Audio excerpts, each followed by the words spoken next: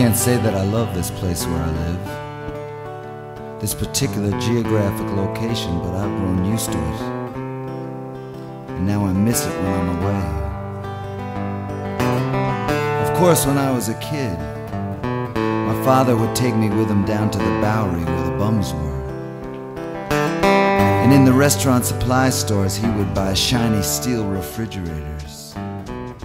Je pense que tu vas t'en sortir comme ça, vieux salopard. Aller de cet enfer à un autre.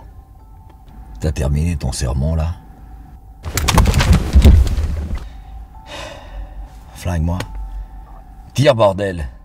T'enlèveras pas le contrat que t'as sur la gueule. Ta gueule!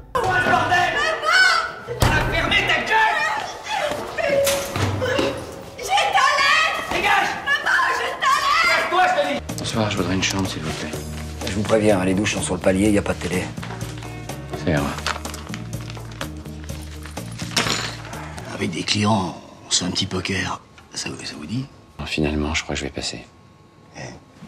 Je ne veux pas vous brusquer, mais là, vous êtes en stage de recherche d'emploi. Et je ne vois pas sur vos visages le petit signe minimum requis dans votre situation. Le sourire? Voilà. Waouh! Le sourire. C'est déjà beaucoup mieux, hein? Jacqueline, les brochures. Moi, je me souviens du caniche de ma tante. Il foutait des poils jusque dans son lit. Oh, même des fois jusque dans son bain. Nous accueillons maintenant l'auteur du guide du gros bon sens 2010. Puisque, mis à part quelques truismes ou autres itérations, il s'agit bien d'une quête. J'ai juste quelques questions à vous poser. Apparemment, vous connaissiez le policier qui est impliqué dans la mort de votre frère. Quoi? Il s'agit du commissaire Maransar. J'aimerais savoir dans quel contexte vous vous êtes rencontrés. J'ai une victime qui fréquentait un groupuscule d'ultranationalistes turcs à Bruxelles, les Lynx Blancs. Mon bonhomme s'appelle Tarkan Terzi, 19 ans. J'ai mal à mon doigt, mais il est fou, j'ai mal à mon doigt. Mais vous êtes taré ou quoi? Mais ferme-la avec ton doigt. Vous m'avez fait mal à le doigt, monsieur, vous m'avez fait mal à le doigt. Mais on s'en fout de ton doigt, j'en prends pour 20 ans. Je l'ai déglingué. Je commence à en avoir vraiment marre de la stupidité des Québécois à réclamer n'importe quoi, n'importe quand. C'est pas vous qui voulez un pays qui n'est jamais capable de l'obtenir?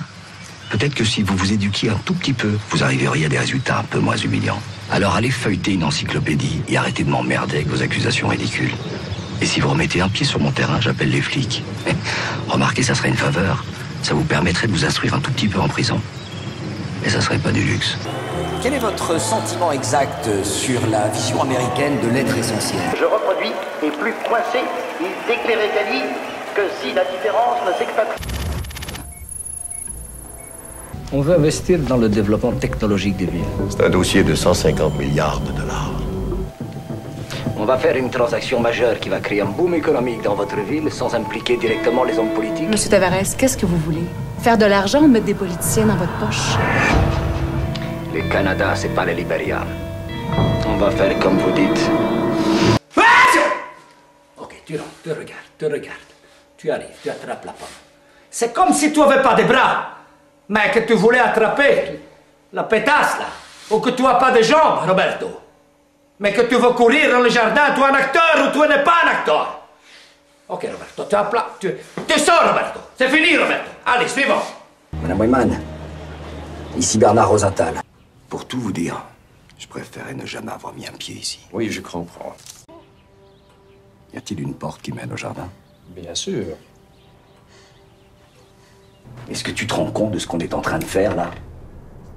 Qui s'occupe de cet enfant? Il est tout seul ici. Il n'y a personne avec lui. Je vous remercie, madame. Vous avez un problème auditif ou quoi? Vous allez parler, oui ou merde? Dans votre livre, vous racontez que souvent votre mère vous demande de sortir dans la journée. Et vous dites cette phrase qui est incroyable. Vous dites qu'il y a toujours une vieille pour ricaner derrière ses rideaux. Putain, il est bien, là.